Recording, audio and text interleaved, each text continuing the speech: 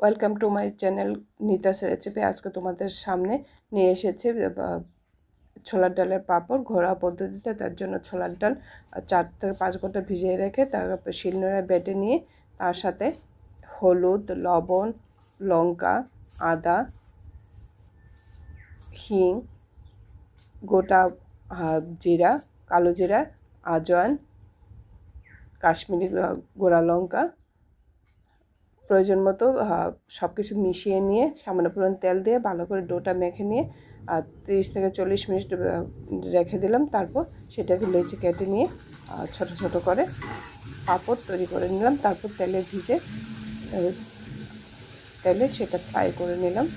তো দারুণ খেতে হয়েছিল ঘরোয়া পদ্ধতিতে, আর টেস্টও দারুণ হয়েছিল। আমার রেসিপি তোমাদের ভালো লাগলে আমার চ্যানেলকে সাবস্ক্রাইব করবে আর বেল আইকনটাকে টাচ করে আমার পাশে থাকবে নেক্সট নোটিফিকেশন